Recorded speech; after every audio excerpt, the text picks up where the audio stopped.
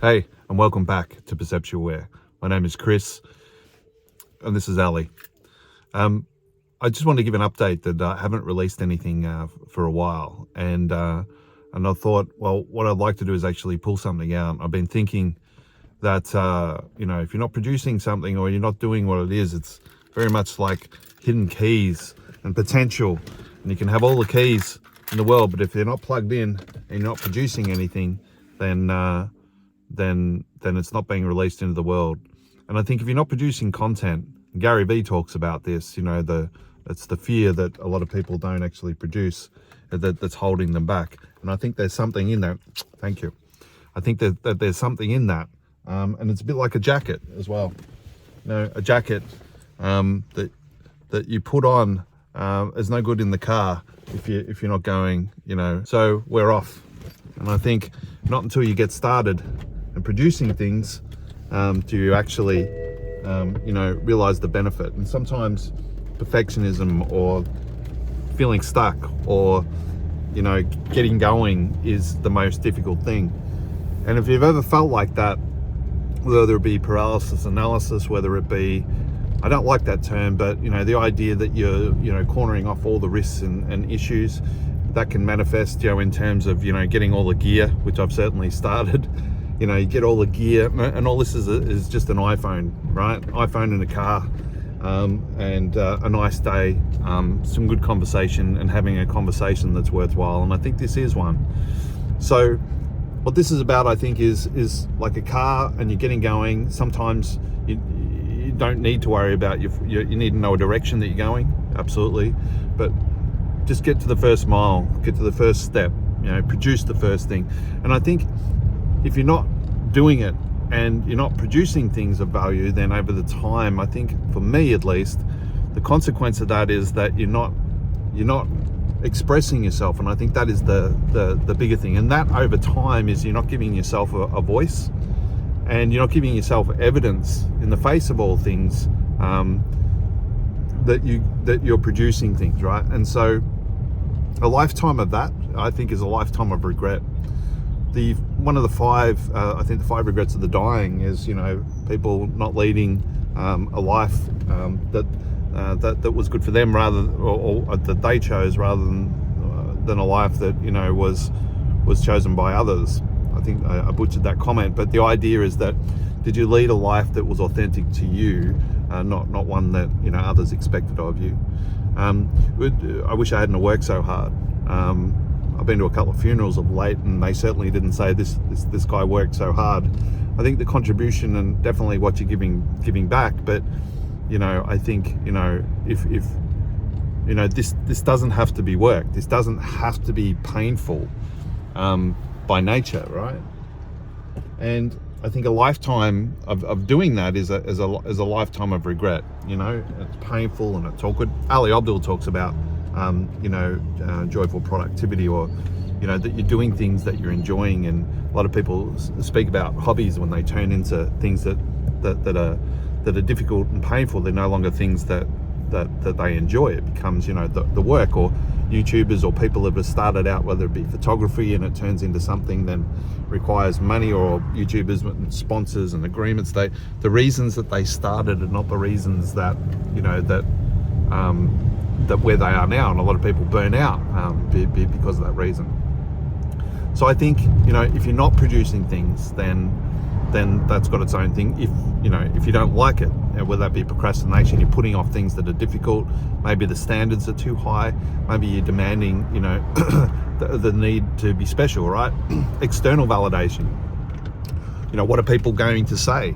Some of the thoughts, here I am, for example, the things that are holding me back. Why at 52 would I be doing this? What the hell? Thoughts like, what are you doing? It's like an episode of X Factor where you got up there and the person can't sing, but they're deluded enough to think that they can, and it's like wasting everyone's time, and everyone's like, what are you doing? So it's this spotlight effect. Ali Abdul again talks about the idea that get going before you think about getting good, right? So, and again, picking up the keys, getting in the car, getting going, getting moving in that regard. And a lifetime of not doing that is I think consequential. I think it was Jordan Peterson talks about the idea. People say, "Oh, you're showing so much courage, stepping up about people on freedom of speech and free speech." And he's like, "It's not courage." He goes, "He knows what it turns out like if he doesn't." So he's bringing the pain forward and facing it now. And I think it's the same thing of life of regret, getting to the end, the rocking chair test. I think Jeff Bezos talks about it, and others. Bringing when you're too old or you're too decrepit to be able to do these sort of things, will you regret? So will I regret the things that I did here and showed here, or will I regret not doing them? And I think the biggest regret for me would be not doing them. So Elon Musk talked about when he was doing a lot of his ventures. Now, I'm not equating my ventures to his, but I'm saying the mindset. I love the principle. Is that he was expecting them to fail, right? So he 25% chance or 2%, well, I forget the numbers that he said, that expecting his ventures to fail, right? And a lot of them nearly did, and survival was definitely the thing. And I think that's where I'm at on this. Expecting there's a strong likelihood that this will fail. I'm committing to doing a year or two. I'd like at least two to producing videos over time. So that's about a volume, and then releasing value, and then learning and iterating at that one step at a time. I'm not expecting this to go somewhere. What I am hoping and expecting is that journey will produce new outcomes.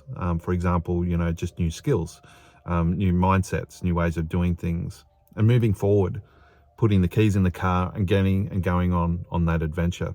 And there is that pull. As you cross from this land of responsibility, crossing the bridge to get over to the land of having an adventure, like doing something new, stepping outside that box, and all the pulls back towards having responsibility and thoughts like, what am I doing? Am I wasting time and resources doing this sort of thing? Why am I doing this? And the spotlight effect that everyone, or if employers see this, what would I do? If I have relatives that see this, what would they think and say of me? And all of these impacts, pulling you back, to a land of responsibility, which is fine, but there's also that pull and towards adventure. And I think in my past, I've bullheadedly gone, towards the adventure, and then sort of thrown the responsibilities away. I think as I get older now, it's thinking about going for that adventure, but packing as you go, and also having. Jeff Bezos again talked about those one-ways and two-way doors. These are not big commitments. As we move, and anything can be reversed, I guess. And I either stop doing these in the same way. So I think the grand scheme of things, putting all this together, is that what is the consequence of doing this sort of content is pretty minimal. And if I think 13 subscribers at the moment, I think, and talking to you, have a think about. What is it in your life that you really want to do, and what is holding you back?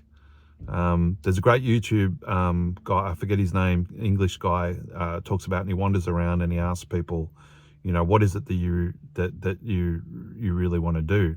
And then he asks the next question of what's holding you back, and and then people are and they just put the next thing that's holding them back, and whether it be money, whether it be time, whether it be resources and all that sort of thing, or an idea, and he says, I want to help you make that happen, and he helps. And what's interesting about that is that it forces you to think about what's stopping me.